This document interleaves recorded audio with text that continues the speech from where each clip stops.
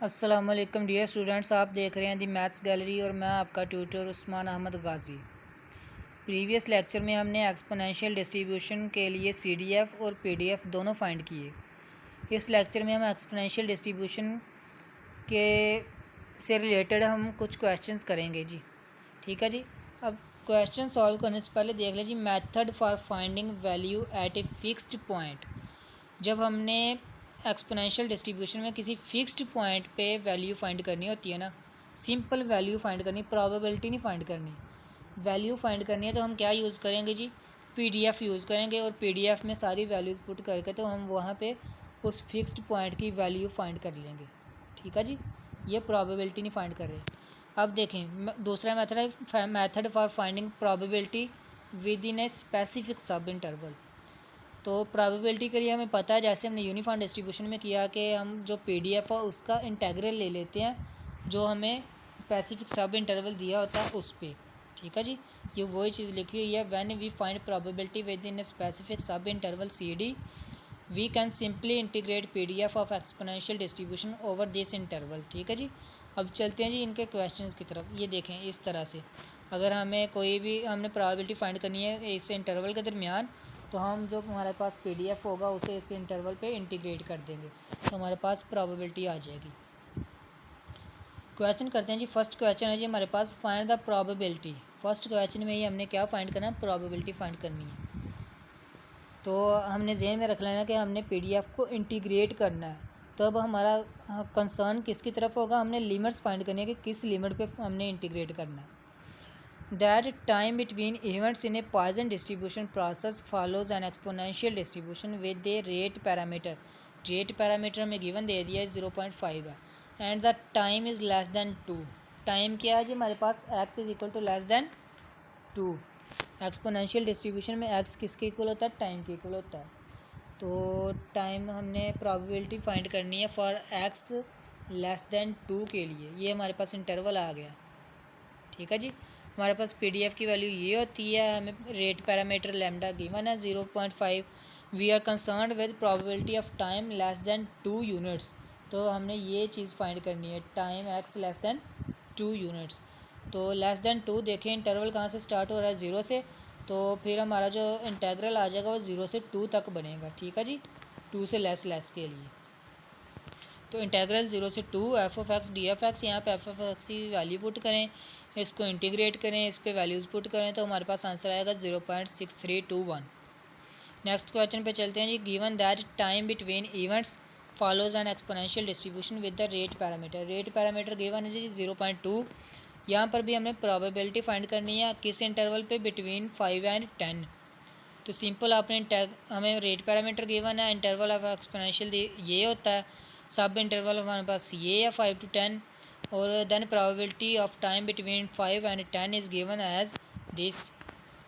Integral हमने 5 to 10 apply कर दिया, एफ ऑफ एक्स की वैल्यू पुट कर दी, हमारे पास पीडीएफ की इंटीग्रेट किया, वैल्यूज़ पुट की, हमारे पास आंसर है 0.2325। नेक्स्ट क्वेश्चन करते हैं जी। Calculate the probability that an exponential random variable with lambda is equal to 0.2 is greater than 5। हमने प्रोबेबिलिटी फाइंड करनी है ग्रेटर दैन 5 के लिए, रैंडम वेरिएबल की ग्रेटर दैन 5 के लिए। तो हमारे पास जो इंटरवल आएगा वो x ग्रेटर दैन 5 के लिए हमने प्रोबेबिलिटी फाइंड करनी है। तो जो इंटेग्रल आएगा वो 5 से इन्फिनिटी तक चला जाएगा। ठीक है जी। तो इंटेग्रल है हमारे पास 5 से इन्फिनिटी, लैम्डा की वैल्यू हमें गिवन है, एफ ऑफ एक्स की वैल्यू भी हमें पता है, सारी वैल्यू पुट करें, इंटीग्रेट करें, जो वैल्यूज़ बचती हैं मगर उसमें लिमिट अप्लाई कर दें। हमें पता है जब लिमिट इन्फिनिटी अप्लाई होगी तो e raise to power minus infinity किसके इक्वल होता है? ज़ीरो को अप्रोच करता है, ज़ीरो के इक्वल होता है। तो इसे हम जब इन्फिनिटी अप्लाई होगी लिमिट तो हम 0 लिख देंगे, बाकी 5। तो e raise to power minus 5 lambda की वैल्यू 0.2 पुट करें तो हमारे पास आंसर आता है 0.368।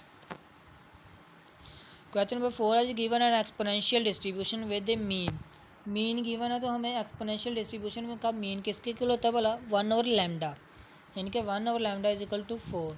Find the rate parameter. तो हमने लैम्डा की वैल्यू फाइंड करनी है। तो देखें mean is equal to 1 over lambda, तो म्यू हमारे पास मीन है, हमें गिवन है 4। तो इन्हें दोनों को कंपेयर करने के बाद हमारे पास 1 ओवर लैम्डा की वैल्यू 4 के इक्वल आती है।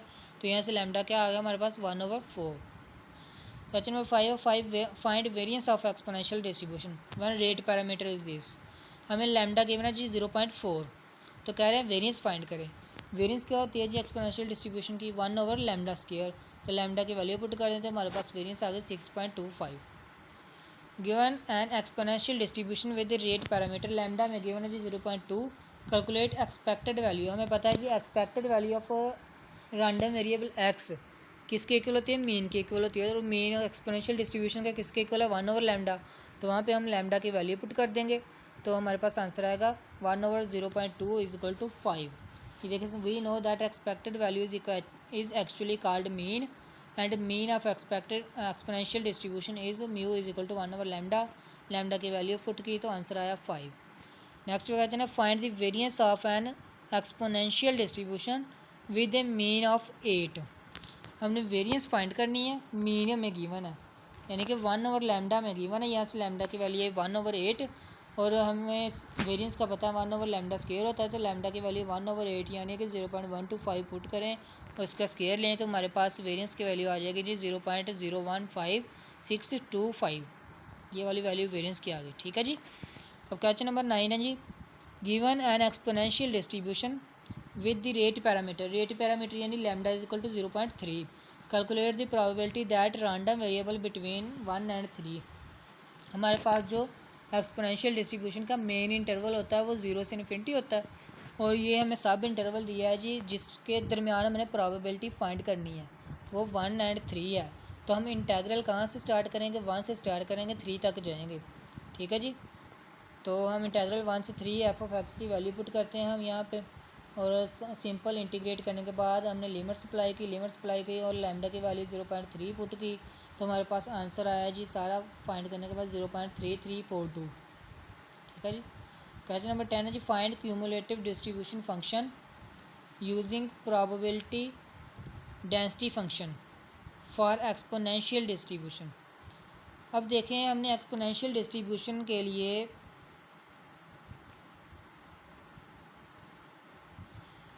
पहले हमने CDF फाइंड किया था पॉइसन डिस्ट्रीब्यूशन यूज़ करके, फिर वहाँ से हमने PDF फाइंड किया।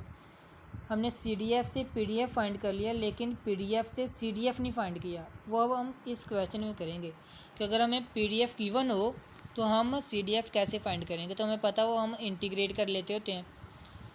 तो देखें जी capital F(x) is equal to this होगा, ठीक है जी। इंटीग्रेट करेंगे जब इंटरवल 0 से इन्फिनिटी होगा तो हमारे पास कैपिटल F(x) की वैल्यू क्या आएगी।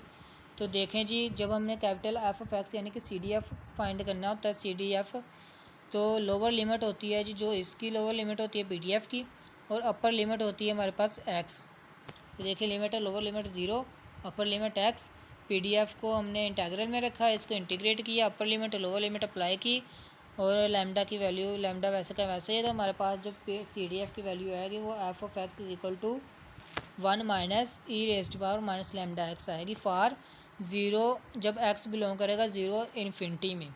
Since except the interval this. अब देखें जब हमारे पास f(x) 0 होगा इस इंटरवल के बाहर अदरवाइज़ के लिए, तो इधर हम f(x) की जगह पे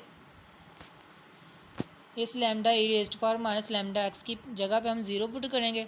तो 0 का इंटीग्रल हमारे पास कोई कांस्टेंट होता है, तो कांस्टेंट में हम कोई लिमिट पुट कर ही नहीं सकते क्योंकि पहले से हमारे पास कांस्टेंट है। या कांस्टेंट रियल नंबर हो सकता है, कोई इंटीजर हो सकता है, कुछ भी हो सकता है। तो कांस्टेंट में हम कोई वैल्यू पुट कर नहीं सकते, तो हमारे पास डायरेक्ट इंटीग्रेट करेंगे 0 पुट करके तो कांस्टेंट की वैल्यू आ जाएगी, ठीक है जी। अदरवाइज़ के लिए तो हमारे पास जो रिक्वायर्ड CDF होगा वो होगा जी 1 - e⁻⁻λx for 0 to infinity interval के लिए और कांस्टेंट होगा फॉर अदरवाइज़ के लिए, ठीक हो गया जी। क्वेश्चन नंबर 11 है जी, for show that for exponential distribution ले जी कह रहा है जी अगर हमारे पास PDF एक्सपोनेंशियल डिस्ट्रीब्यूशन का PDF गिवन है ये वाला, तो उसको हम गिवन रेंज पे अगर इंटीग्रेट करते हैं 0 से इन्फिनिटी पे तो उसका आंसर 1 आता है। ये प्रूफ करें जी। तो देखें जी हमारे पास PDF किसके इक्वल है जी लैम्डा e⁻⁻λx के। हमने राइट हैंड साइड ली इसकी इंटीग्रल 0 से infinity lambda dot e⁻⁻λ dx तो लैम्डा चूँकि कांस्टेंट वैल्यू है इस, तो ये इंटीग्रल से बाहर हो गया। तो जो रिमेनिंग वैल्यू बची जी एक्सपोनेंशियल फंक्शन, इसको इंटीग्रेट किया, लैम्डा से लैम्डा कैंसिल। चूँकि हमने जब limit X approaches to infinity apply करनी है इस पे, तो इसका आंसर ज़ीरो आता है, तो इसकी जगह पे ज़ीरो आ जाएगा सारी वैल्यू की जगह पे। और ये ज़ीरो की वैल्यू जो ज़ीरो वाली लिमिट है वो इसमें अप्लाई हो जाएगी, -0 ई रेज़्ड पावर ज़ीरो।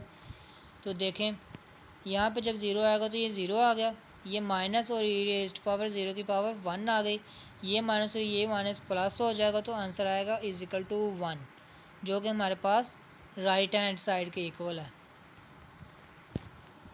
ठीक है जी, राइट हैंड साइड के इक्वल है।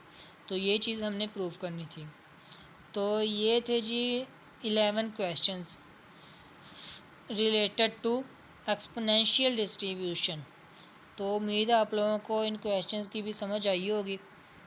तो नेक्स्ट लेक्चर तक के लिए इजाज़त दीजिए। अल्लाह हाफिज़।